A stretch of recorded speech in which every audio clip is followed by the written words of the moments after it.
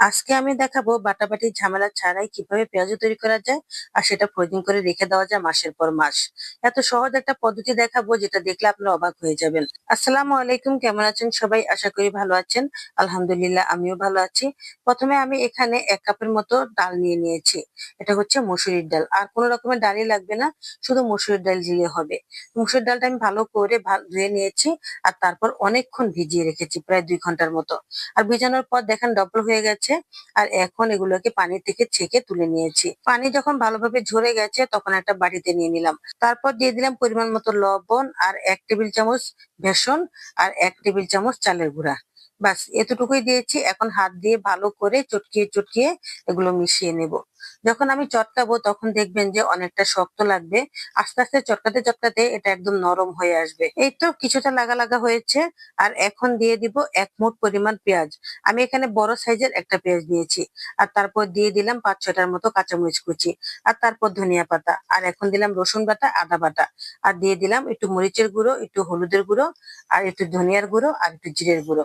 বাস এগুলো দিয়ে এখন আমি আবার হাত দিয়ে ভালো করে চটকিয়ে নেব। তো এই মশলাটা ভালো করে মিশিয়ে নিতে হবে, তাহলে এই পেঁয়াজুটা খেতে অনেক মজা লাগবে। এই পেঁয়াজুটা কিন্তু হাতের সাহায্যে এভাবে চটকিয়ে চটকিয়ে বানাতে হবে। কোনো রকমের বাটাবাটির ঝামেলা নেই, আর এমনকি এটাতে কোনো ব্লান্ডারও করতে হবে না। তো যাই হোক, আমার কাছে মনে হয়েছে যে এখনো লাগা লাগা হয়নি, তাই আমি এটাকে একটু আঠালো ভাব আনার জন্য আবার 1 চামচ বেসন আর 1 চামচ চালের গুঁড়া দিয়েছি। আর তারপর দিয়ে দিলাম সামান্য পরিমাণ 1 চামচের মতো পানি। আর এখন আবার চটকিয়ে চটকিয়ে বাস দেখেন, এই তো এরকম শেপে নিয়ে এসেছি। এখন কিন্তু একদম পারফেক্ট হয়েছে। এই তো একটা দেখিয়ে দিচ্ছি কতটা আঠালো ভাব এসেছে।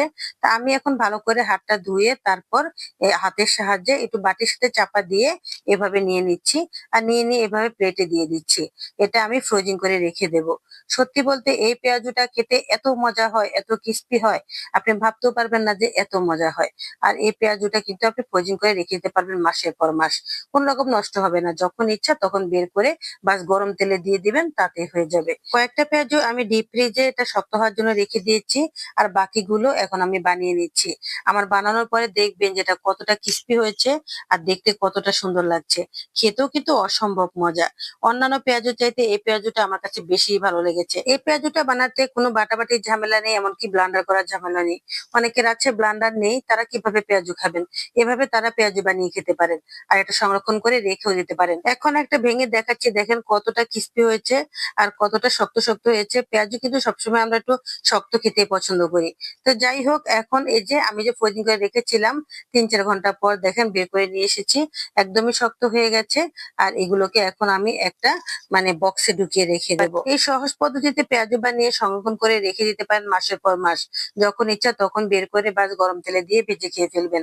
কত একটা সুবিধা, তাই না? প্রতিদিন পেঁয়াজু বানাতে আর ঝামেলা করতে হবে না। তো কেমন হয়েছে আজকের এই রেডি পেঁয়াজু গুলো? অবশ্যই কমেন্ট করে বলবেন। ভালো থাকবেন সবাই, আজ এ পর্যন্তই। আবার আসবো নতুন আরেকটি রেসিপি নিয়ে। পাশে থাকবেন। আল্লাহ হাফেজ।